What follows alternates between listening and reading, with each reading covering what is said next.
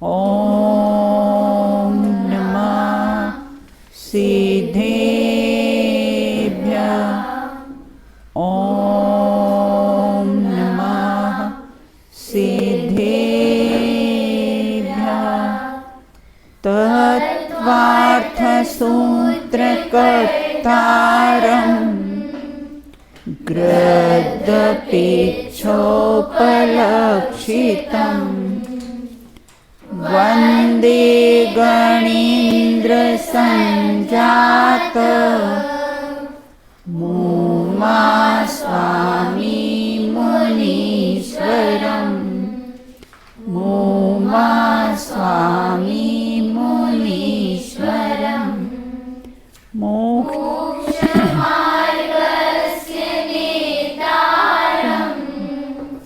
भेतारं कर्मभूरतां ज्ञातारं विश्वतत्त्वानां वन्दे तद्गुणलब्धये वन्दे तद्गुणलब्धये।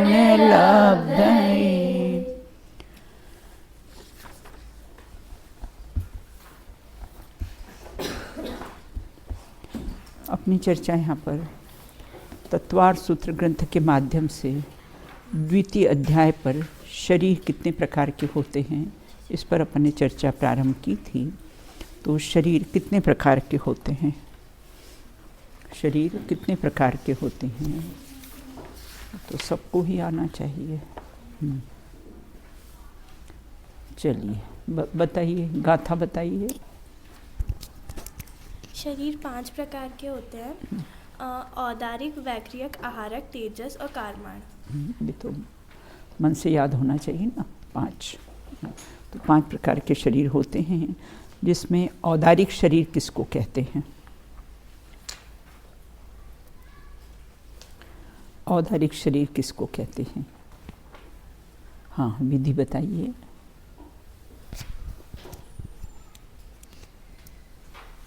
जो उदार अर्थात स्थूल रूप होता है वह औदारिक शरीर है, जैसे मनुष्यों व तिर्यंचों के स्थूल शरीर। हाँ, अपने को चक्षु इंद्र का विषय है, जो दिख जाते हैं मनुष्य और तिर्यंच के शरीर, ऐसे स्थूल। यहाँ उदार का अर्थ उदारता नहीं लेना, उदार का अर्थ क्या लिया है?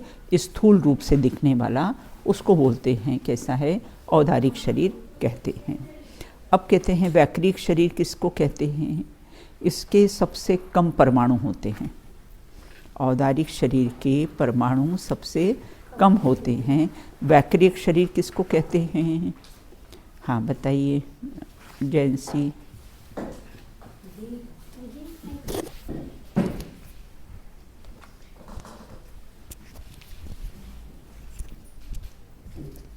विक्रिया जिस शरीर का प्रयोजन है उसे वैक्रियक शरीर कहते हैं। हाँ, किसको होता है ये?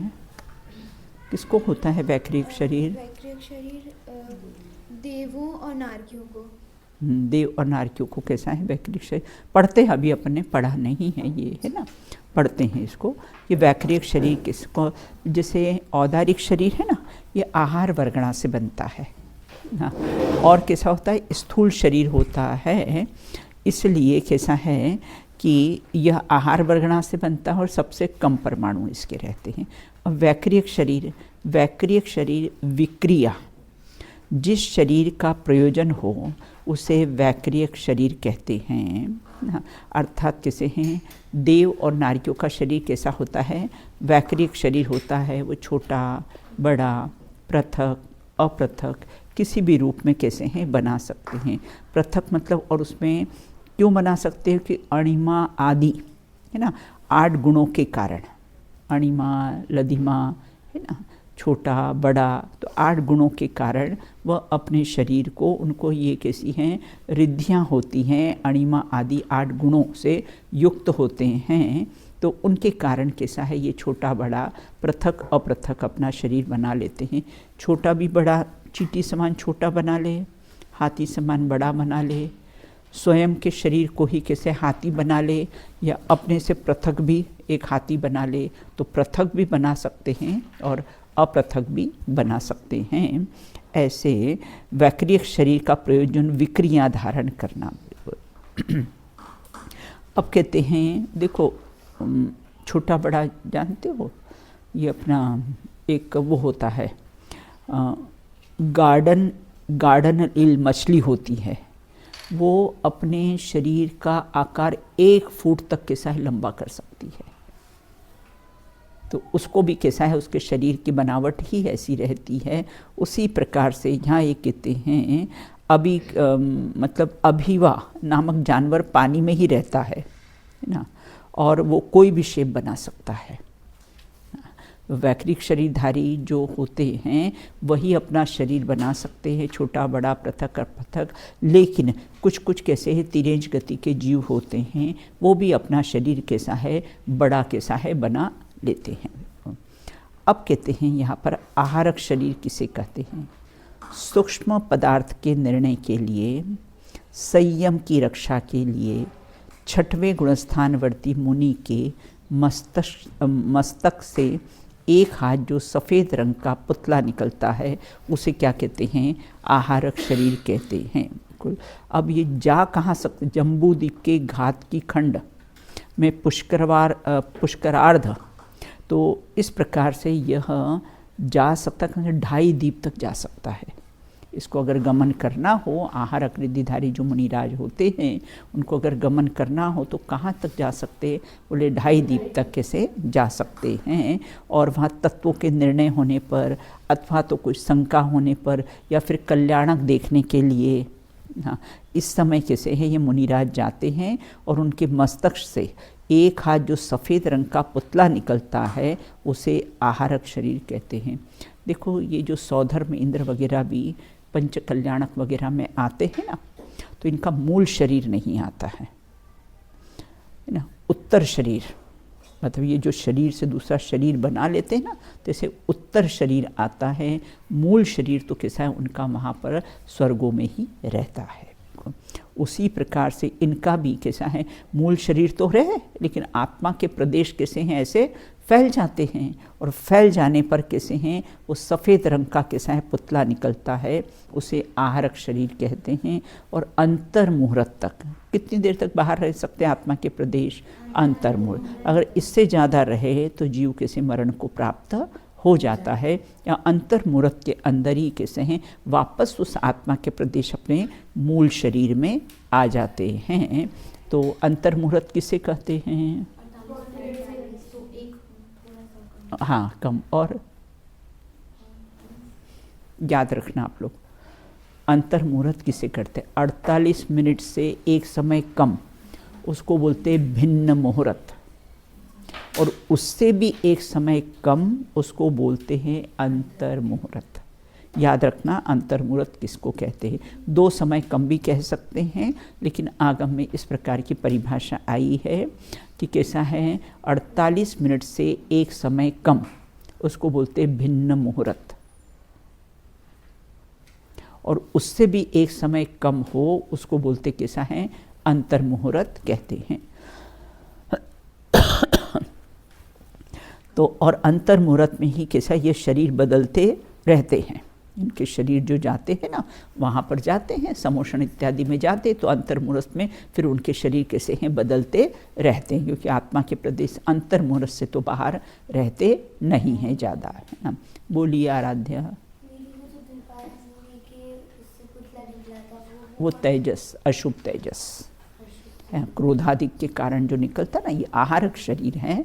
ये तो कैसे है मुनिराजों को होता है, वो भी मुनिराज को ही निकला था, लेकिन इसको कैसे हैं कारण बताया ना उन्होंने, संयम की रक्षा के लिए, है ना, या तो कोई पदार्थ के निर्णय करने के लिए, अथवा तो पंच कल्याण आदि कैसे हैं देखने का भाव हो, तब कैसे हैं ये आहारक शरीर धारण करते हैं।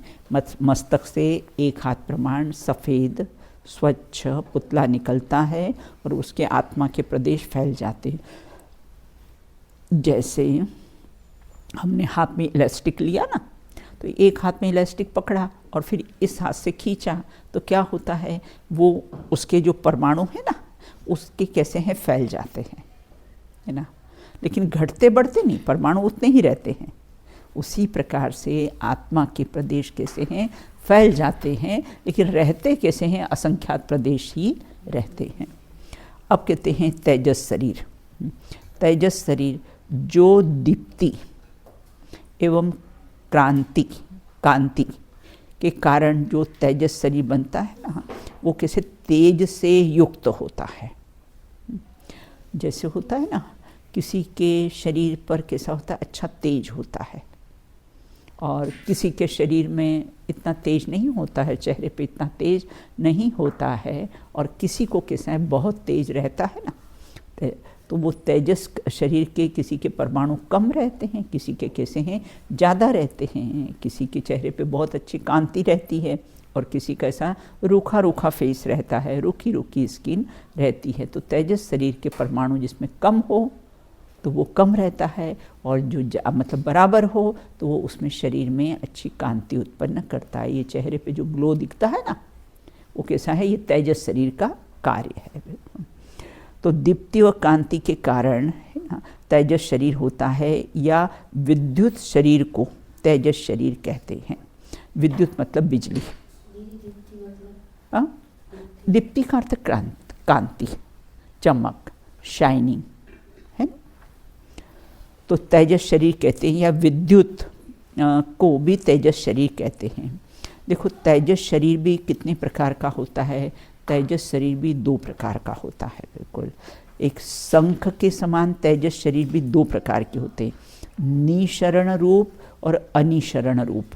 ये आपको इसमें नहीं मिलेंगे, शायद इसमें होगा। बोलिए।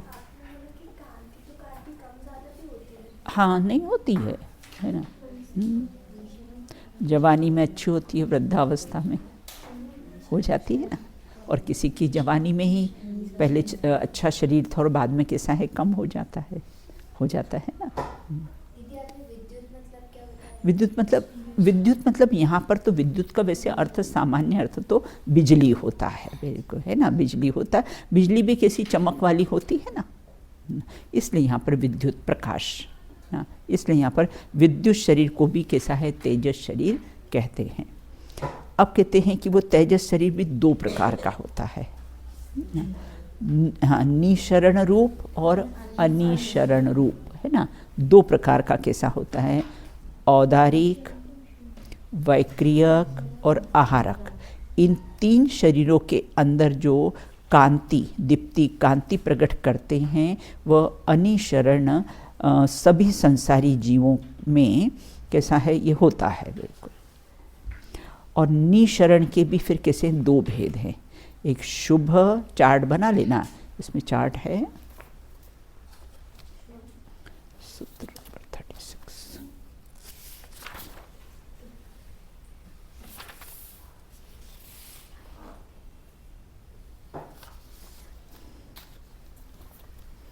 नहीं दिया हुआ है, आप लोग अपनी कॉपी पे बना लेना है ना। तेजस शरीर के 2 प्रकार, निशरण रूप और अनिशरण रूप। अब कहते हैं कि जो औदारिक, वैक्रियक, आहारक, इन तीनों शरीर के अंदर जो कांति उत्पन्न करता है, वह अनिशरण सभी संसारी जीवों में पाया जाता है बिल्कुल।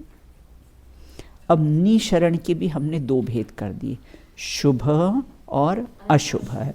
तो किसी नगर में है ना शुभ होता है तो क्या होता है ना, किसी नगर में दुर्भिक्ष मतलब अकाल फैले, कोई रोग आदि हो जाए, तो ऐसी स्थिति में जो रिद्धिधारी, जो संयमी, जो मुनिराज होते हैं, वे करुणा करके उनके दाहिने कंधे से, आहारक शरीर मस्तक से, उनके दाहिने कंधे से आत्मा के प्रदेश के सहित एक तेजस पिंड निकलकर 12 योजन तक जाकर कैसा है, वहाँ अकाल पड़ रहा हो तो सब ऋतु के फल फूल आ जाते हैं और लोगों का कैसा है दुख दूर करते हैं। तो उसके कारण कैसा है, ये निशरण रूप के भी एक इसमें शुभ होता है और एक अशुभ होता है। शुभ होता है जो लोगों की कैसे हैं ना, करुणा करके, दया करके उनकी कैसे दुखों को दूर करता है। एक अशुभ होता है, तो अशुभ होता है तो वह पिंड निकल कर है ना दुख मिटाता है और बाद में फिर शरीर में प्रवेश कर जाता है। बोलिए बेटा। दीदी जैसे कोरोना काल आया था, बराबर। तो उसमें अब पंचम काल में क्या कोई ऐसे रीतिधारी वगैरह आए नहीं? नहीं, बिल्कुल। तो क्यों कोरोना काल में क्या हुआ बेटा?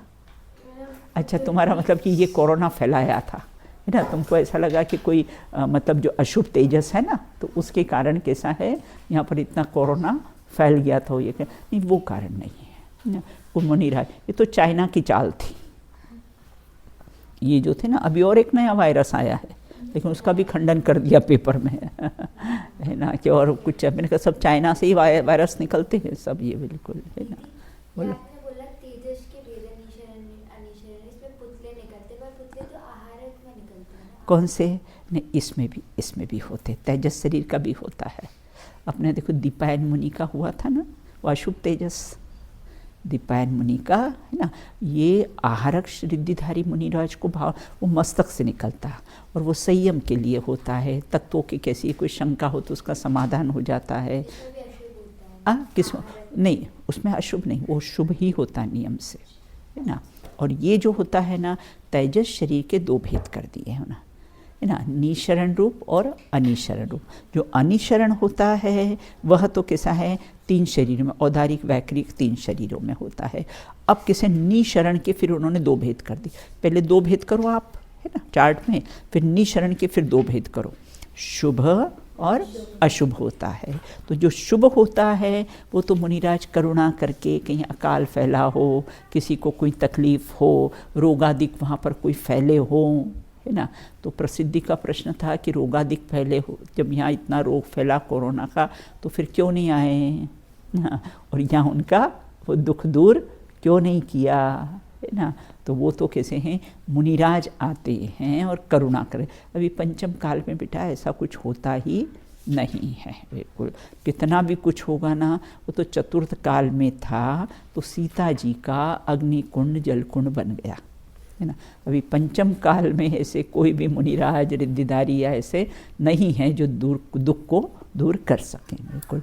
अब कहते हैं यहाँ पर निकलकर 12 योजन तक के लोगों का दुख मिटाता है, और बाद में फिर मूल शरीर में कैसा है, प्रवेश कर जाता है, बिल्कुल। और अशुभ तेजस कैसा है, जैसे दीपायन मुनि को अशुभ तेजस था, और अशुभ तेजस में क्या होता है कि वो वहाँ जाकर, है ना, जैसे उन्होंने क्या किया ना, उनका अशुभ तेजस था ना, तो पहले तो वहाँ जाके कैसा है, जलाया। पहले तो है ना द्वारका नगरी जलाई थी ना, दीपायन मुनि ने द्वारका नगरी जलाई थी। वो बेटा एक स्थूल कथन है, द्वारका नगरी दीपायन मुनि ने नहीं जलाई थी। यहाँ तो कैसा है, उनके है ना, वो मरकर अग्निकाई देव हुए, और अग्निकाई देव ने वो जाकर कैसे दीपायन वो अपनी द्वारका नगरी जलाई थी। लेकिन सामान्य कथन ऐसा ही आता है कि देखो मुनिराज को इतना क्रोध आया, और क्रोध आने के बाद उन्होंने कैसे द्वारका नगरी को भस्म कर दिया, और फिर कैसे हैं स्वयं भी मृत्यु हो गई, और फिर नरकगामी हुए ना। तो ये कैसे है ना, ये कैसे निशरण में जो अशुभ तेजस होता है उसमें ऐसा होता है। जो शुभ तेजस होता है वो करुणा करके मदद करने के लिए कैसा है, होता है, बिल्कुल ना। तो इस प्रकार से ये कैसे हैं, तेजस शरीर के 2 भेद अपने देखे हैं ना, निशरण और कैसा है, अनिशरण। अब आगे कहते हैं, देखो एक प्रश्न इसमें और है, वैक्रियक शरीर और विक्रिया रिद्धि में क्या अंतर पाया जाता है? वैक्रियक शरीर और विक्रिया रिद्धि क्या अंतर पाया जाता है मोक्षी? वैक्रियक शरीर में खुद ही उसको ऐसे मतलब तलवार बनाए, तो वैक्रियक खुद अपने शरीर को हाँ, सबसे पहले तो देव और नारकियों को होता है ना, पहला अंतर। और ये विक्रिया रिद्धि तो कैसे मनुष्यों को भी हो जाती है, फर्स्ट अंतर। सेकेंड ना, चलो ये देव और नारकियों को होता है, और विक्रिया रिद्धि मनुष्य, तिरेन, चक्रवर्ती आदि है ना, ये कैसे हैं, विक्रिया इनको रिद्धि प्राप्त होती है। वो वैक्रियक शरीर वो देव और नारकियों को होता है, और विक्रिया रिद्धि मनुष्य को। जैसे चक्रवर्ती अपने 96 रूप बना लेता है, है ना। तो ये कैसे उसको विक्रिया रिद्धि से वो कैसे अपने छाणवे कैसे हैं रूप बना लेता है।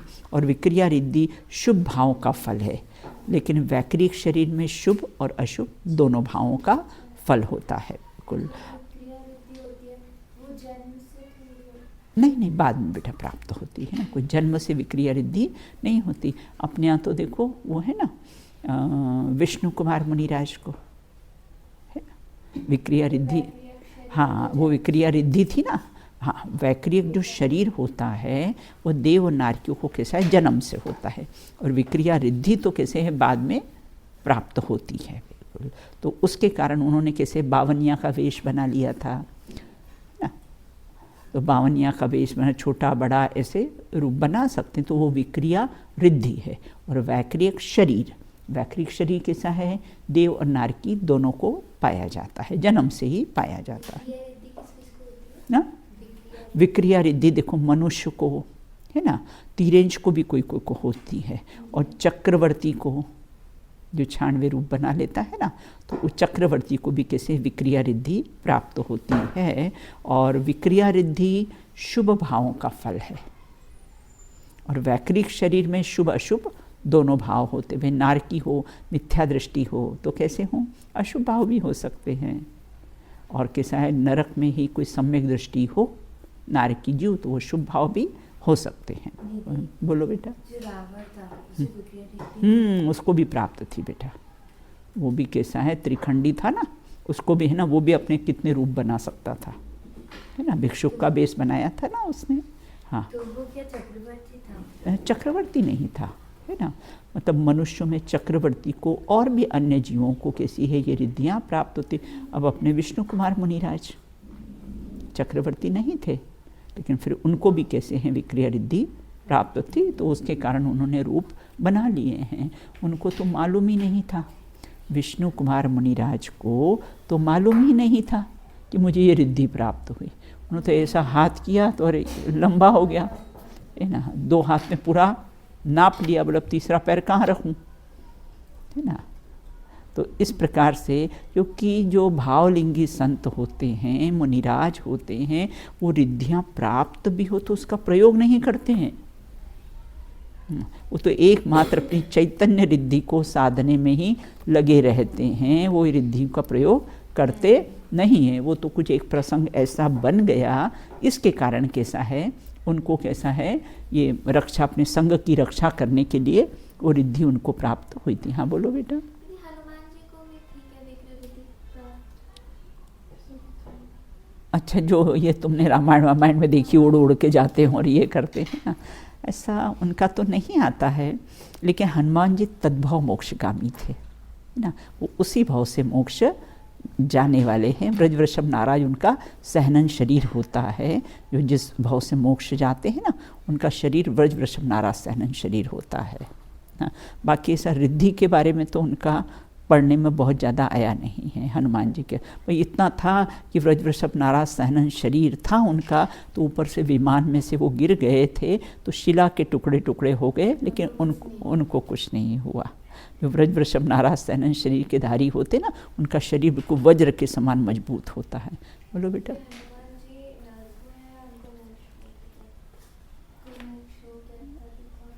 तद्भव मोक्षगामी थे ना, वो तो मोक्ष में चले गए हैं बेटा। नहीं, तद्भव मोक्षगामी थे, वो उसी भाव से कैसे हैं मोक्ष जाने वाले थे। अब आगे कहते हैं, क्योंकि ब्रजवृषभ नाराज सहनन शरीर उन्हीं का होता है जो उसी भाव से मोक्ष जाने वाले होते हैं। बिल्कुल। अब आगे कहते हैं कि कार्माण शरीर किसे कहते हैं, जो कर्मों से बना हुआ हो उसे कार्माण शरीर कहते हैं, और ये सभी संसारी जीवों के होता है कार्माण शरीर। मुक्त जीव में तो कर्म रहित हो जाते हैं, उनको तो कर्म होते ही नहीं हैं।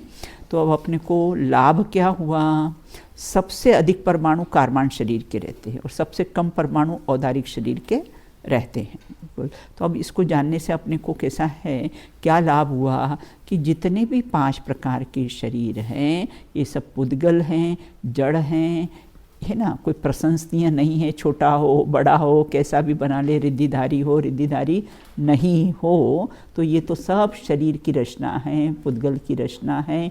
और मैं तो कैसा हूँ, मैं तो आत्मा हूँ और इन सब शरीरों से रहित हूँ, है ना। ऐसा अपने को जानने से लाभ हुआ शरीर के बारे में कि सब पुद्गल का खेल है, ये सब पुद्गल की रचना है। इसके कारण हम इष्ट अनिष्टपना करते हैं, अच्छा बुरा करते हैं, अच्छा शरीर मिल गया, अच्छा शरीर नहीं मिला, है ना, तो इसमें इष्ट अनिष्टपना करते हैं।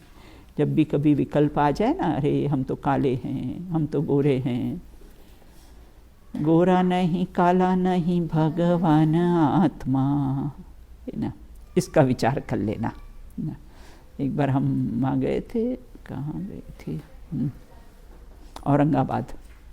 तो औरंगाबाद पर्यूषण पर्व में गए थे, तो वहाँ पर एक ही परिवार में 2 देरानी जेठानी की लड़कियाँ थी।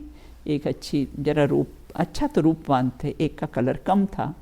तो उसकी मम्मी हमारे पास लेकर आई, बोले इसको बहुत अंदर से ऐसा फील होता है कि मेरा रंग सांवला है, मैं सांवली हूँ। मैंने कहा जब जब भी ये विकल्प आए ना, तो ये पंक्तियाँ बोल लेना, गोरा नहीं काला नहीं भगवान आत्मा। ये तो वर्ण गुण की पर्याय है, और वर्ण गुण कैसा है, पुद्गल है ना। अब वो 5 प्रकार के अपने कलर देखे ना, तो ये सब पुद्गल की रचना है ना। बाहर से कोई कितना भी पैकिंग अच्छा हो, अंदर तो सब गंदा ही माल भरा हुआ है। बाहर से पैकिंग अच्छी हो जाए ना, लेकिन देखो लौकिक में तो बाहर की पैकिंग अगर अच्छी हो ना, तो माल जरा अच्छा भी हो सकता है पैकिंग को देखकर बेटा। लेकिन ये कैसी पैकिंग है, बाहर से तो कैसी है, हाँ सुंदर है, लेकिन अंदर नवद्वार बहे घिनकारी असि देह करे किम यारी, है ना। तो ये पैकिंग पर रिझाना नहीं, माल तो सब असुंदर ही अंदर भरा हुआ है। मल मूत्र का घड़ा रात दिन सड़ा, ना, मल मूत्र का घड़ा है ये बिल्कुल। तो सारे शरीर से कोई मोह करने लायक नहीं है, ऐसी अपने को प्रेरणा ये सूत्र से अपने को मिलती है। अब आगे कहते हैं परम परम सूक्ष्मम। एक बार और फिर से बोल लीजिए, परम परम सूक्ष्मम। परम परम मतलब किसे आगे आगे के शरीर कैसे हो जाते हैं, सूक्ष्म होते जाते हैं। तो बोले कैसे आगे आगे के होते हैं, बोले औदारिक से वैक्रिक सूक्ष्म हो जाता है, और वैक्रिक से कैसे आहारक सूक्ष्म होता है, आहारक से कैसा है तेजस सूक्ष्म होता है, तेजस से कैसे कारमान शरीर सूक्ष्म होता है। तो आगे आगे के जितने शरीर हैं सूक्ष्म होते जाते हैं। कारमान शरीर तो चक्षु इंद्रिय का विषय भी नहीं है। दिखते हैं यहाँ कारमण वर्गणाएँ ठसाठस भरी हुई है, अपने को दिखाई देती है, नहीं दिखाई देना। यहाँ जीव ने परिणाम करे और यहाँ संबंध स्थापित कर लेती, चिपक जाती है वो। सबसे कम परिमाण होते हैं औदारिक, किसमें, औदारिक तो कारमाण में सबसे अधिक होते हैं ना बेटा। कारमाण ये भरे ना, कारमाण शरीर अपने से चिपक जाता है। जीव के परिणामों का निमित्त पाकर वो कैसे हैं, पूरे ठसाठस भरे हुए हैं, पूरे 3 लोक में, सिद्धालय में भी। लेकिन कैसा है, वहाँ सिद्धालय में है ना, वहाँ भी ये है कारबान शरीर सब भरा हुआ है, लेकिन चिकनाई नहीं है ना, तो सिद्ध भगवान को चिपकते नहीं है। अपने पास राग द्वेष की चिकनाई होती है ना, तो अपने को कैसे हैं, चिपक जाते हैं, संबंध स्थापित कर लेते हैं। तो परम परम सूक्ष्मम, तो आगे आगे के शरीर कैसे होते हैं, सूक्ष्म होते जाते हैं। क्या इंद्रियों के द्वारा ये शरीर दिखाई देते हैं? नहीं। एक शरीर को छोड़कर आगे आगे का शरीर सूक्ष्म है, इसलिए दिखाई नहीं देता। देखो औदारिक शरीर दिखाई देता है, हम सबका औदारिक शरीर है ना, तो वो कैसा है, दिखाई देता है। वैक्रिक शरीर आहारक शरीर है ना, तो इस प्रकार आगे आगे के शरीर कैसे सूक्ष्म होते हैं, इसलिए वो चक्षु इंद्रिय का विषय नहीं है, वो दिखाई नहीं देते हैं। मात्र मनुष्य का और तिर्यंच का औदारिक शरीर ही दिखाई देता है। अभी यहाँ पर कोई व्यंतर आ जाए और वैक्रिक शरीर हो उनका, तो अपने को दिखाई नहीं देते हैं। अब कौन सा एक शरीर है जो इंद्रियों के द्वारा जाना जाता है? मात्र कैसा है, औदारिक शरीर। अपना जो शरीर कौन सा है, औदारिक शरीर, जो इंद्रिय ग्राह्य है, जो इंद्रियों से ग्रहण होता है। आगे आगे के शरीर कितने सूक्ष्म हैं, औदारिक से वैक्रियक, वैक्रियक से आहारक, आहारक से तेजस, और तेजस से कार्माण शरीर कैसा है, सूक्ष्म होता है। कार्माण शरीर सबसे अधिक सूक्ष्म होता है और इंद्रिय गोचर नहीं। अपने को मालूम पड़ जाए ना तो कर्म बनने हो ना तो रोक दे, उसको बनने नहीं दे। अगर चक्षु इंद्रिय का विषय हो ना तो क्या हो जाए, है ना, आ रहे कर्म तो रोक दे उसको, है ना। जैसे औदारिक शरीर तो क्या होता है, कोई अपने को मारने आए तो अपन उसका हाथ पकड़ ले, रोक दे उसको, है ना। लेकिन कार्बन शरीर कैसा है, सूक्ष्म होता है ना, ये इंद्रिय गोचर नहीं होता है, इसको कैसा है, रोक सकते नहीं है, बिल्कुल। अब आगे कहते हैं, अब इनके प्रदेशों की बात करते हैं, बोलिए। वैक्रियक शरीर दिखाई नहीं देता। वैक्रियक उसका मन हो तो दिखे, नहीं मन हो तो नहीं दिखे। वो भूत प्रेत वगैरह को, ये देवों को, है ना, इनका मन हो तो अपने को दिखाई दे, नहीं मन हो तो दिखाई नहीं देंगे। इनका ऐसा है ना। वैक्रियक से केवल और केवल देव और नारियों को, हाँ, नियम से, है ना, देव और नारियों का होता है। हाँ बोलिए। ऐसे नालकी नहीं कर सकते कि हमें अभी लड़ने का मन नहीं आता, तो हम नहीं दिख रहे हमको, हाँ, मतलब कोई उनको मारने आए और उनका मन नहीं हो तो कैसा है, वहाँ 24 घंटे, है ना, मार काट चलती ही रहते हैं, मारो काटो, ऐसी आवाज़ें आती रहती है, बिल्कुल। नारियों को लड़ने से फुर्सत नहीं है, देवों को भोगने से फुर्सत नहीं है। 5 इंद्रिय के विषय भोग, उनको भोगने से और नारियों को लड़ने से फुर्सत नहीं है। अगर जिसको लड़ाई भिड़ाई का प्रोग्राम हो ना, लड़ने भिड़ने की इच्छा हो ना, तो समझो या तो नरक से आए हैं या वहाँ जाने की तैयारी है। और बहुत से लोग क्या करते हैं, लड़ाई को टाल देते हैं। किसी ने कुछ कहा, इस कान से सुना, इस कान से निकाल दिया, इग्नोर कर दिया। और कोई ने तो एक बात कहा तो बस लड़ाई झगड़ा करने बैठ जाएं, बिल्कुल, है ना। तो ये कैसे हैं, समझो नरक से आए हैं और जिनको लड़ाई पसंद है, बिल्कुल। ज्ञानी किससे लड़ते हैं और अज्ञानी किससे लड़ते हैं? हाँ, ज्ञानी किससे, कर्मों से लड़ते, और अज्ञानी आपस में लड़ते हैं। अज्ञानी क्या करते हैं, आपस में लड़ते हैं, और ज्ञानी किससे लड़ते हैं, कर्मों से लड़ते। देखा, वो भजन भी आता है ना, कब मोक्ष के प्रेमी हमने कर्मों से लड़ते देखे, संसार के प्रेमी हमने आपस में लड़ते देखे, है ना। संसार के प्रेमी, जिसको संसार से प्रेम हो ना, आपस में लड़ेंगे। तुम्हारा लड़ाई झगड़ा होता है, थोड़ा थोड़ा हो जाता है ना। जब भी हो ना तो विचार करना, है ना। क्योंकि लड़ाई झगड़े का विचार हो ना तो समझो नरक से आए हैं, नरक जाने की तैयारी है। नारकी जीव कैसे आपस में लड़ते हैं, परस्परो ग्रहो जीवानाम, ये मनुष्य होते हो, नारकी परस्परो दृढ़ दुखाश्च, वो आपस में एक दूसरे को कैसे हैं, दुख देते रहते हैं। अब आगे कहते हैं, अब इनके प्रदेशों की संख्या बताते हैं। जो 5 शरीर है ना, उनके प्रदेशों की संख्या बताते हैं। प्रदेशत्व संख्येय गुणम, प्रदेशत्व संख्येय गुणम, प्राक तेजसात, प्राक तेजसात, फिर से, प्रदेशत्व संख्ये गुणम प्राग तेजसात। हाँ, एक बार और पढ़िए।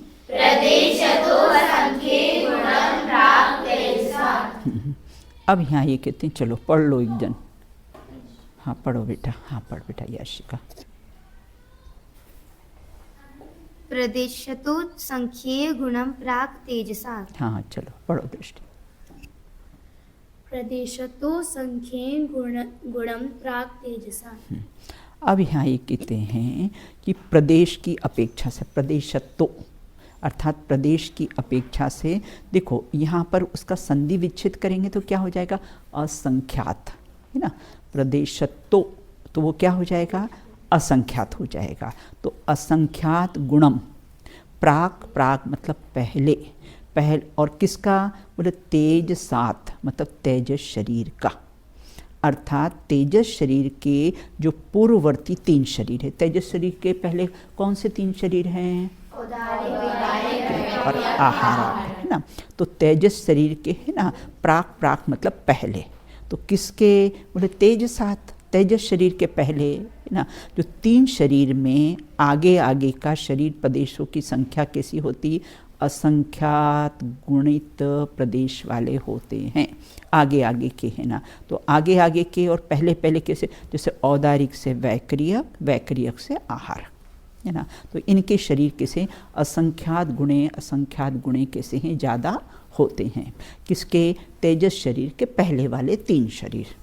तो तेजस शरीर के पहले वाले जो 3 शरीर होते हैं, औदारिक, वैक्रियक और आहारक। तो औदारिक शरीर से कैसे हैं, असंख्यात गुणे कैसे हैं, वैक्रियक शरीर के, वैक्रियक शरीर से असंख्यात गुणे आहारक शरीर के होते हैं। पढ़ते हैं इसको।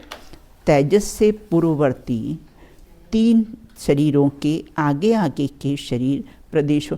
आपको सूत्र से अर्थ ख्याल में आता है, शब्द से, देखो मैं इतना टाइम अपने पास अभी नहीं रहता है कि हम आपसे किसी सूत्र से आपको अर्थ कराएं, है ना। लेकिन संधि विच्छेद करके आपको बता देते हैं ताकि आपको कैसे हैं सूत्र से अर्थ करते हैं। देखो तत्वार सूत्र बेटा गीता है पहले ज़माने में। अब आजकल तो पूछा जाता है कि कंप्यूटर आता है कि नहीं, ये आता है कि नहीं, वो आता है कि नहीं, है ना। पहले ज़माने में पूछते थे भक्तामर आता है कि नहीं, तत्वार सूत्र आपको आता है कि नहीं, पहले ऐसा पूछा जाता था लड़कियों से ना। तो इस प्रकार से आप तुमसे पूछेंगे तो तुम तो बोले हमको कंप्यूटर भी आता है और तत्वार सूत्र भी आता है, तुमको तो दोनों आ जाते हैं, है ना। तो अब यहाँ ये कहते हैं तेजस से पूर्ववर्ती 3 शरीरों में आगे आगे का शरीर प्रदेशों के। एक बार एक लड़की थी, शादी होने वाली थी, जयपुर की बात है, वो मेरे से ये पढ़ने आई, भक्तामर दीदी मुझे पढ़ा दो। शादी होने वाली थी, दादी जी को रोज़ सुनाना है ना। तो इसलिए फिर उसको भक्तामर सिखाया था। तो तेजस से पूर्ववर्ती 3 शरीरों में आगे आगे का शरीर प्रदेशों की अपेक्षा से असंख्यात गुणित प्रदेश वाले होते हैं। देखो 1 किलो का वाट हो ना, 1 किलो का वाट हो तो इतना हो, और 1 किलो की कॉटन हो तो कितनी सारी हो जाए। 1 किलो की अगर कॉटन हो तो कितनी सारी हो जाए, इतनी सारी हो जाए। और 1 किलो का वज़न दोनों का बराबर, और 1 किलो का वाट हो तो कैसा है, इतना सही होता है बिल्कुल। तो इस प्रकार से आगे आगे के शरीरों की जो संख्या होती है वो किसी प्रदेश होते हैं, वो असंख्यात गुणे होते हैं। क्या प्रदेश की अपेक्षा से आगे आगे के शरीर सूक्ष्म हैं? नहीं, आगे आगे के शरीर सूक्ष्म नहीं हैं। तेजस से पहले पहले के सभी शरीर वो कैसे होते हैं, असंख्यात गुणे ज़्यादा प्रदेश वाले होते हैं। संख्यात, असंख्यात और अनंत किसे कहते हैं? संख्यात किसे कहते हैं?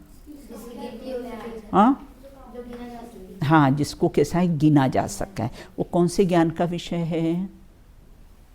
हाँ, सही बोला आपने, मति शुद्ध ज्ञान का विषय है। संख्यात कैसे हैं, जिसको कैसा है, काउंट किया जा सकता है, गिना जा सकता है, और वो मति और शुद्ध ज्ञान का विषय होता है। नोट कर लेना ये 3 बातें, संख्यात, असंख्यात और अनंत। सबसे पहले संख्यात मतलब जिसको गिना जा सकता है, और मति शुद्ध ज्ञान का विषय है। उसके आगे लिखो मति शुद्ध ज्ञान का विषय है।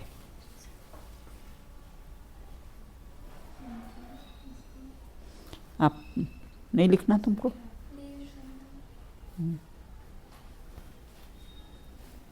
अब असंख्यात।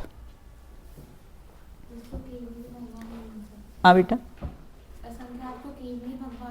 नहीं, हाँ, संख्यात गिनते हुए जिसका अंत आ जाए। असंख्यात मतलब जिसका गिनते हुए उसका अंत आ जाए।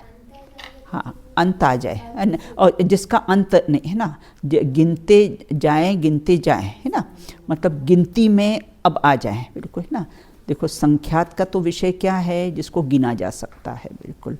और असंख्यात क्या है, गिनते गिनने में आ जाए। और आकाश के ना वो अवधि और मन पर्य ज्ञान का विषय है, मतलब जिसके गिनने में उसका अंत आ जाए। 100 रुपये का नोट हमने 1000 लिए और गिनते गिनते उसका एंड आ जाए, वह असंख्यात है। और अनंत किसको कहते हैं? गिनते जाओ गिनते जाओ गिनते जाओ और उसका अंत नहीं आएगा। और किसे? असंख्यात, अवधि और मन पर्य ज्ञान का विषय है। इसकी गिनती की जा सकती हो और जिसके गिनते में जिसका अंत आ जा सकता हो, वो असंख्यात है। बिल्कुल। हाँ, किसका? हाँ, वो संख्या तो मतलब काउंटिंग है ना, जिसको काउंटिंग की जा सकती हो वो तो संख्यात। और गिनते गिनते भी कैसा है? जिसका अंत आ जाए। हाँ, कर सकते ना, वो अवधि और मन पर्य ज्ञान का विषय है। वो अवधि और मन पर्य ज्ञान का विषय है। और अनंत किसे? जिसको गिनते जाएं गिनते जाएं गिनते जाएं और उसका अंत न आए, उसको अनंत कहते हैं। बिल्कुल। आकाश में कितने तारे हैं? है ना, गिन सकते हैं, लेकिन फिर उसकी भी काउंटिंग है। केवल ज्ञान में तो मालूम पड़ता है ना है ना, केवल ज्ञान में तो मालूम कैसा है? पड़ता है। बिल्कुल। देखो क्या होता है कि आपने कहीं जगह ऐसे देखा होगा, मूर्तियाँ होगी ना, मूर्ति है और दोनों साइड मिरर लगे हुए हैं। इस साइड भी मिरर है, इस साइड भी मिरर है। और अगर हम इधर से देखेंगे ना, अपने को भगवान दिखते जाएंगे दिखते जाएंगे दिखते जाएंगे, उसका एंड नहीं दिखेगा। इंदौर के कांच मंदिर में ऐसा है, और भी कहीं भी जगह, और भी बहुत सी जगह हो सकता है। तो इंदौर का जो कांच मंदिर है ना, वहाँ पर ऐसा ही भगवान रखे हुए हैं, फिर दोनों साइड मिरर रखे हुए हैं। तो एक साइड से देखो ना तो उसका एंड ही नहीं दिखता है, दिखते ही जाते भगवान, दिखते ही जाते हैं। बिल्कुल, है ना। लेकिन वो भी कैसे? अनंत नहीं है। ये तो एग्जाम्पल दिया है मैंने आपको, है ना। बाकी अनंत कैसे होते? जिसका अंत नहीं आए। अनंत भी 11 प्रकार के होते हैं, उसमें भी सक्षय अनंत और अक्षय अनंत। अभी उसके इतने विस्तार में अपन नहीं जाएंगे। तो 11 के, ये अनंत के भी 11 भेद आए धवला ग्रंथ में। अब आगे कहते हैं कि जिसको कैसे हैं? अनंत। ये केवल ज्ञान गम्य है, मतलब 5 ज्ञानों में हमने संख्यात, असंख्यात और अनंत कैसे घटाए हैं। यहाँ प्रदेश का क्या अर्थ है? देखो, हमने शायद मैंने पूर्व में आपकी क्लास में बताया, नहीं बताया है। आत्मा के भी प्रदेश होते हैं और कैसे हैं? यहाँ कैसे? परमाणु के भी प्रदेश होते हैं। प्रदेश का अर्थ कैसे? परमाणु। परमाणु को भी प्रदेश कहते हैं और आत्मा के भी प्रदेश होते हैं। तो दोनों में क्या अंतर पाया जाता है? आत्मा के प्रदेश चेतन होते हैं, है ना, और ये प्रदेश जो कहा है वो पुद्गल के, वो कैसे? अचेतन होते हैं। तो यहाँ प्रदेश का अर्थ कैसा है? परमाणु लिया है। बिल्कुल, है ना। किस शरीर में, कौन से शरीर से अधिक प्रदेश होते हैं? औदारिक शरीर से असंख्यात गुणे अधिक वैक्रियक शरीर में, और वैक्रियक शरीर से असंख्यात गुणे किसे? आहारक शरीर में होते हैं। तो प्रत्येक प्रदेश अधिक बंधन की अपेक्षा से उसमें सूक्ष्मता कही है। अब आगे कहते हैं अनंत गुणे परे। पढ़ो। अनंत गुणे परे। एक बार फिर से बोल लीजिए। अनंत गुणे परे। अब कहते हैं कि अनंत, अंतिम 2 शरीर कैसे होते हैं, है ना। तो अनंत गुणे परे अर्थात परवर्ती, अर्थात अंत के कौन से 2? तेजस और कार्बन। तो 2 शरीर प्रदेश की अपेक्षा उत्तरोत्तर अनंत गुणित प्रदेश वाले होते हैं। अपने कहा ना, कार्बन शरीर के तो सबसे अधिक कैसे हैं? परमाणु होते हैं, सबसे अधिक उसके प्रदेश होते हैं। तो अंत के, है ना, अनंत गुणे परे, मतलब अंत के 2 शरीर जो तेजस और कार्बन हैं, 2 शरीर को अपेक्षाकृत उत्तरोत्तर, मतलब तेजस से कार्बन शरीर के कैसे अनंत गुणे उसके प्रदेश रहते हैं। अब तेजस और कार्बन शरीर के प्रदेश कितने हैं? हाँ, तेजस और कार्बन शरीर के कैसे अनंत गुण प्रदेश वाले होते हैं। बाकी के 3 शरीर कैसे होते हैं सौम्या? असंख्यात, है ना। वो असंख्यात सूत्र में आया ना, असंख्य गुणम। अब तेजस और कार्बन शरीर के कितने प्रदेश होते हैं? तो बोले अनंत गुण प्रदेश वाले होते हैं। आहारक शरीर से तेजस शरीर के प्रदेश कितने अधिक होते हैं? आहारक शरीर से तेजस शरीर के प्रदेश के से अनंत गुणा अधिक होते हैं। बिल्कुल ना। अब तेजस शरीर से कार्बन शरीर के कितने अधिक होते हैं? तेजस शरीर से कार्बन शरीर के प्रदेश कैसे होते हैं? अनंत गुण कैसे हैं? अधिक होते हैं। लेकिन फिर भी वो इंद्रिय गोचर नहीं है। इंद्रिय गोचर का अर्थ कैसा है? इंद्रियों से देखे जा सकते नहीं हैं ना। अनंत गुणे होने पर भी वो इंद्रियों से देखे जा सकते नहीं हैं। अब आगे कहते हैं अप्रतिघाते। छोटे छोटे सूत्र हैं ये। अप्रतिघाते। हाँ, अप्रतिघाते। क्या बात है बेटा? फिर हाँ बोलो, क्यों हंसे सो फंसे? कारण बताना पड़ेगा। मुझे नींद आ रही थी तो इसमें खड़े हो जाओ, खड़े हो जाओ। जिसको भी नींद आए ना तो खड़े हो जाओ, बिल्कुल ना। कोई गपशप करते हो, आपको नींद आती है? फिर मुझे नींद आई तो उसने मुझे चिमटी काट ली। हाँ उससे हाँ, ऐसा लगा कि बहुत बिल्कुल धन्यवाद दो उसको। मैं इसलिए ऐसे हाँ बिल्कुल, कोई भी अपने पास में किसी को नींद आ रही तो जगा दो। जिनवाणी तुम उसके बहुत उपकारी हो। उसको कैसे हैं? ये दर्शनावणी कर्म की प्रकृति है नींद। उसको, उससे आपको बंधने से बचा लिया है ना। और स्वयं को भी देखो, आपकी तो नहीं, दूसरी क्लास में तो बच्चों को नींद आती ना तो स्वयं ही खड़े हो जाते हैं। प्रमाद आता है तो स्वयं ही खड़े हो जाते हैं, ताकि कैसा है वो नींद अपनी उड़ जाएगा। मेरी तरफ देखो, समझने की कोशिश करो, बुक में देखो कि एक एक शब्द का क्या अर्थ हो, तो नींद कैसे आएगी? बिल्कुल। हाँ, फिर जिनवाणी माता तो जगाती है, लौकिक की माता सुलाती है, और जिनवाणी माता तो अपने को जगाती है। जाग रे जागनाथ, कहाँ तक मोह की नींद में सोएगा तू, है ना। तो जिनवाणी माता तो कैसी है? जगाती है। अब आगे कहते हैं कि अप्रतिघाते। बोलो, एक बार बोल लो। अप्रतिघाते। हाँ, अ मतलब नहीं, प्रतिघात मतलब बाधा रहित, है ना।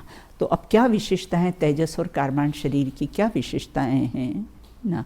तो कहते हैं कि वे दोनों शरीर, कौन से? तेजस और कार्बन शरीर कैसे? प्रतिघात रहित है। ये औदारिक शरीर को तो कोई गोली मार के इसका घात कर सकता है ना। तलवार से कोई घात इसका कर सकता है, कोई गोली मारकर इसका घात कर सकता है इस औदारिक शरीर का। लेकिन तेजस और कार्बन शरीर को कोई गोली मार के घात नहीं कर सकता है।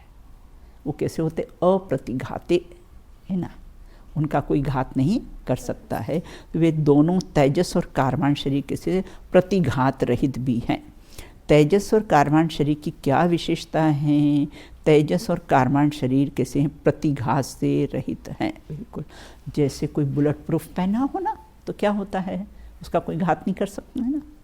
कोई फायर प्रूफ कपड़े पहना हो तो अग्नि में चला जाए तो फिर क्या होगा? वो अग्नि उसका घात कर सकती नहीं है। उसी प्रकार से ये तेजस और कार्बन शरीर है, इनका कैसा है? कोई घात कर सकता नहीं है। ये अप्रतिघाते हैं। इस अपने शरीर का तो कोई घात कर सकता है बिल्कुल, लेकिन ये कैसे हैं? अप्रतिघात होते हैं। बोलिए बेटा। तो जो वैक्रियक शरीर होता है वो हाँ हाँ, कौन सा?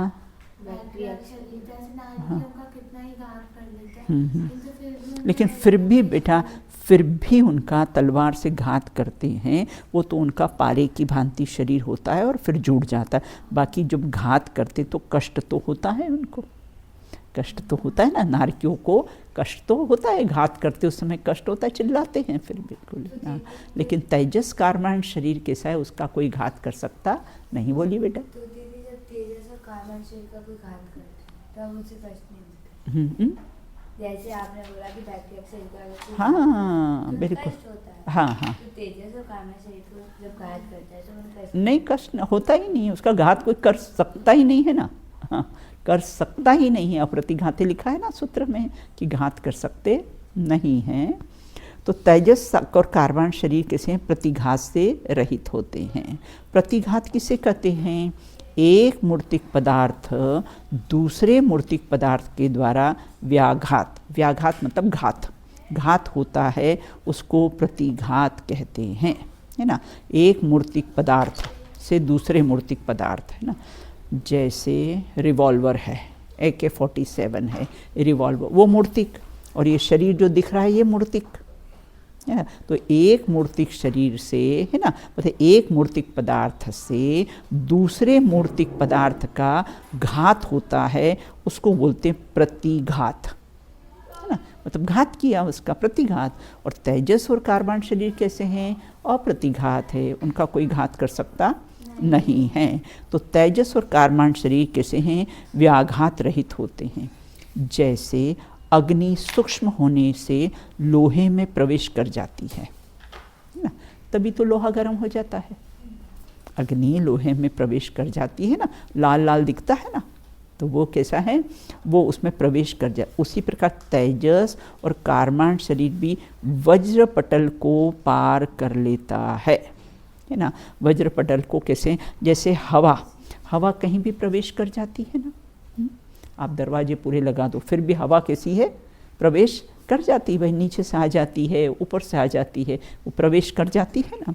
उसी प्रकार से यहाँ ही कहते हैं जैसे अग्नि सूक्ष्म होने से लोहे में प्रवेश कर जा सकती है ना, कोई उसको रोक सकता नहीं है। उसी प्रकार तेजस और कार्बन शरीर भी वज्रपटल को, वज्रपटल मतलब लोहे से भी ज़्यादा मजबूत हो ना, तो वहाँ से भी कैसे हैं? पार कर जाते हैं तेजस और कार्बन शरीर। अब वैक्रियक और आहारक शरीर सूक्ष्म है, फिर उन्हें प्रतिघात क्यों नहीं कहा है? वैक्रियक और आहारक शरीर सर्वतः प्रतिघात रहित नहीं है। ये तुम्हारा प्रश्न आ गया नियति, है ना, कि वैक्रियक और आहारक शरीर सर्वत्र प्रतिघात नहीं है। तेजस शरीर और कार्बन शरीर लोक पर्यंत, है ना, प्रतिघात कैसे होते हैं? रहित होते हैं। वहाँ नारकी जीवों का तो कैसा है? घात कर देते हैं, एक दूसरे घात करते हैं। वो तो शरीर ऐसा है जो पारे की भांति कैसा है? आपस में जुड़ जाता है बिल्कुल। लेकिन घात करते हैं तब तो कैसा है? दुख होता है, तभी तो चिल्लाते हैं वो वहाँ पर, तभी तो नरकों के इतने दुख बताए गए हैं। लोक पर्यंत, अब वैक्रिक आहारक शरीर सूक्ष्म है, फिर भी उन्हें प्रतिघात क्यों? त्रस्त नाड़ी तक ही गमन कर सकते हैं। वैक्रियक और आहार शरीर कहाँ तक जा सकते हैं? जैसे मैंने कहा ना, यहाँ से बलून छोड़ो तो कहाँ तक जा सकता है? बोले छत में जाके, उससे आगे जा सकता नहीं है। उसी प्रकार वैक्रिक आहारक शरीर कहाँ तक जा सकते हैं? बोले त्रस्त नाड़ी, है ना। आपने उधर देखना, अपने पास वाले रूम में 3 लोक का जो मैप लगा है ना, उसमें बीच में एक ऐसी, है ना, त्रस्त नाड़ी है, तो वहीं तक जा सकते हैं, उसके आगे जा सकते नहीं हैं बिल्कुल। तो वैक्रिक आहार से सर्वत्र प्रतिघात नहीं है, क्योंकि लोक पर्यंत प्रतिघात रहित हैं। अब लोक पर्यंत तेजस और कार्बन शरीर कैसे अप्रतिघात हैं? केवली समुद्घात की अपेक्षा से लोक पर्यंत तक अप्रतिघात माने गए हैं। अब ये केवली समुद्घात क्या होता है? शायद पहले भी बताया था तुम लोग को।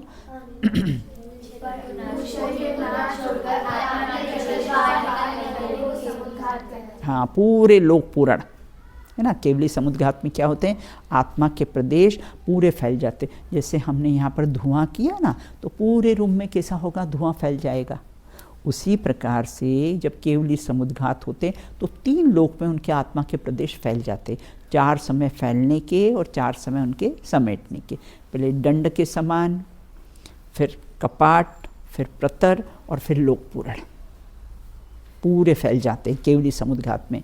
जब और क्यों करते हैं केवली समुद्घात? है ना, कि अन्य कर्म तो कैसे हैं? नाम, ये है ना, नाम कर्म की 4 प्रकृतियां रही है, तो उसमें आयु कर्म अगर समाप्त हो जाता है और बाकी के 3 कर्म शेष रहते हैं, नाम है, गोत्र है ना, और कैसा है? वेदनीय है। ये 3 रहने पर अब क्या हुआ? कर्म को लेकर तो बेटा जाएंगे नहीं, कर्म को लेकर तो सिद्धालय में नहीं जाते ना।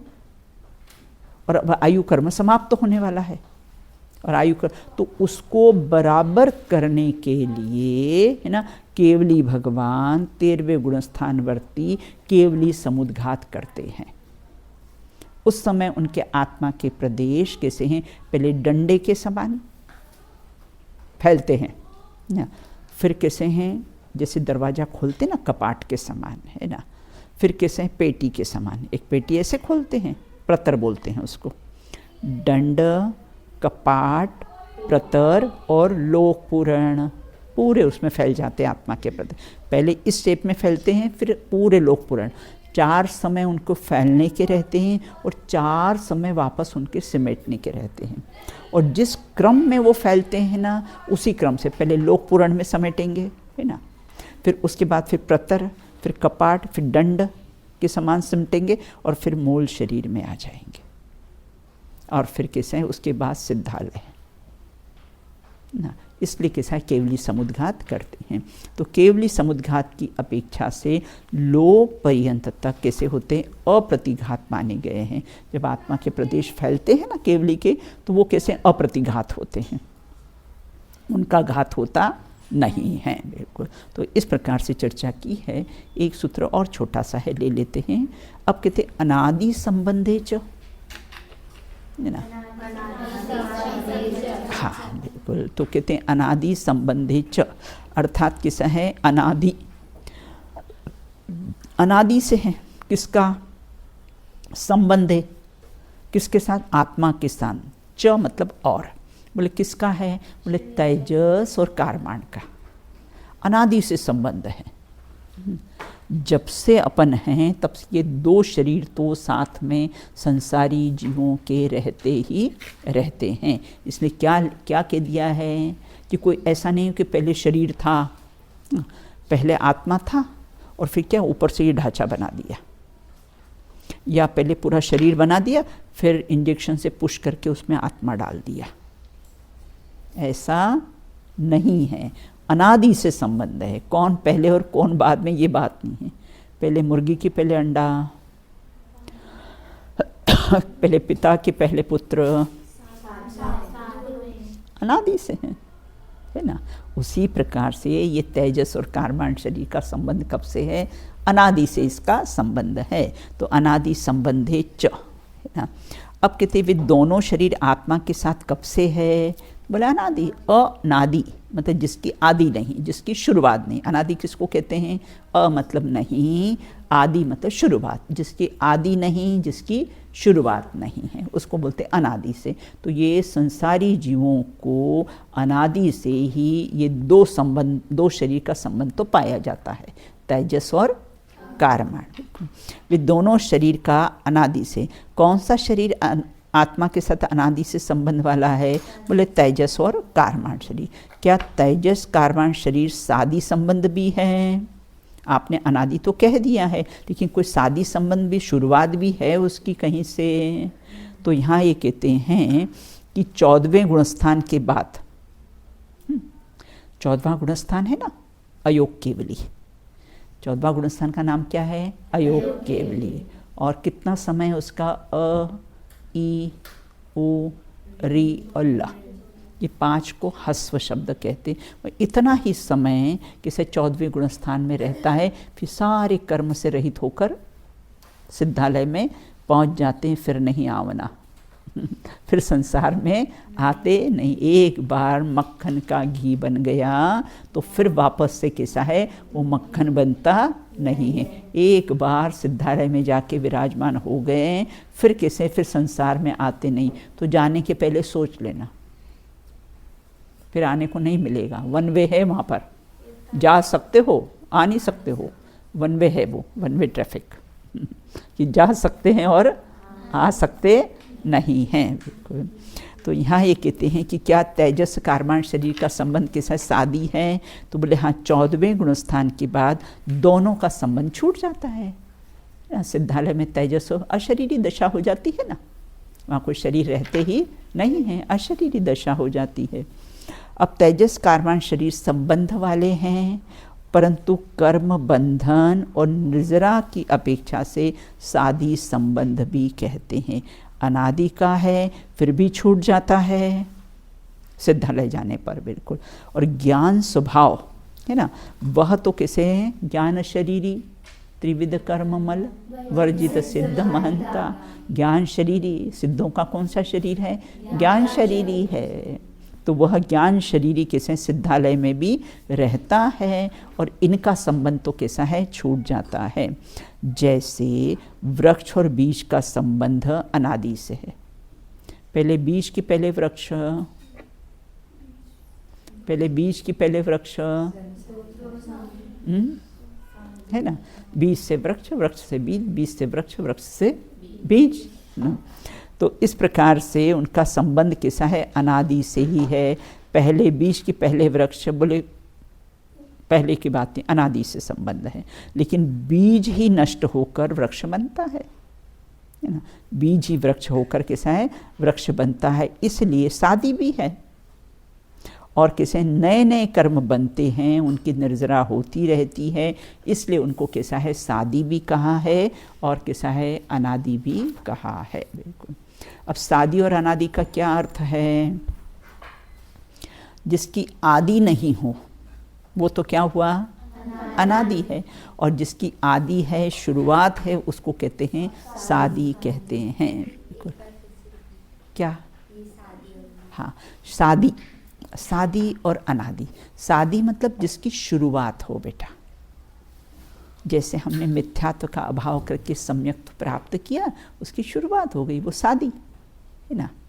और अनादि से किसको कहेंगे, मिथ्यात्व कैसा है, अनादि से है। बिल्कुल। तो जिसकी आदि हो मतलब जिसकी शुरुआत हो, शुरुआत जिसकी नहीं हो वह तो कैसा है, अनादि से है। बिल्कुल। और जिसकी शुरुआत हो उसको क्या कहते हैं, शादी कहते हैं। आत्मा और ज्ञान का संबंध कब से है, अनादि से है। आत्मा और शरीर का संबंध कैसा है, ये भी है, अनादि से तो है, शादी भी है और कैसा, अनादि भी है।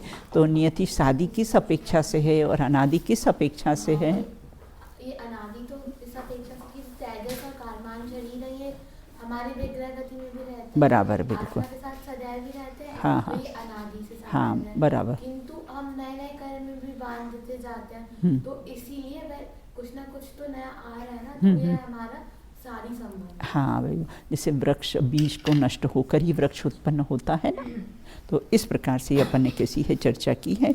शेष चर्चा अपन कैसी है बाद में करेंगे। बिल्कुल। 5 तारीख का मेरा टारगेट है ये, 5 तारीख को मुझे समाप्त करना है। चलिए पढ़ लीजिए आप, है ना, आप पढ़ लीजिए, 37 से पढ़िए।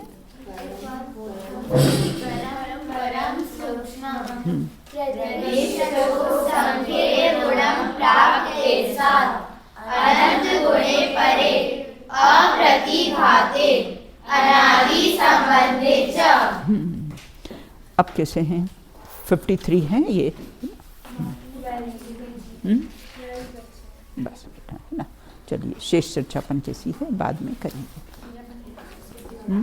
क्या होगा, टारगेट बना के चलते हैं ना बेटा, है ना, क्योंकि अभी क्या है, आप लोग का एक और रहा है, मोक्ष मार्ग प्रकाशक रहा है ना आपका। बिल्कुल।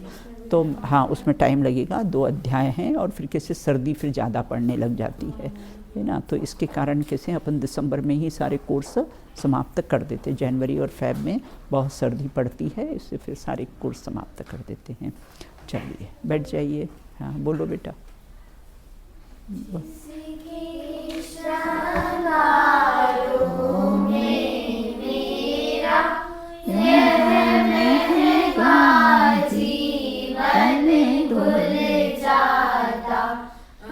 अत्यंत सुचि जड़ काया से इस चेतन का कैसा नाता। चलिए बोलिए अनंतानंत सिद्ध परमेष्टि भगवंतों की जय हो। नित्य बोधनी द्वादशांगमयी जिनवाणी माता की जय हो। समस्त वीतरागी संतों की जय हो। तत्वार सूत्र रचयिता गद्यपिच उमा स्वामी देव की जय हो। तत्वार सूत्र नामक महान ग्रंथ की जय हो। अंतिम शासन नायक महावीर भगवान की जय हो। अहिंसा परमो जैन धर्म की जय हो। एक साथ बोलिए जय जिनेंद्र जय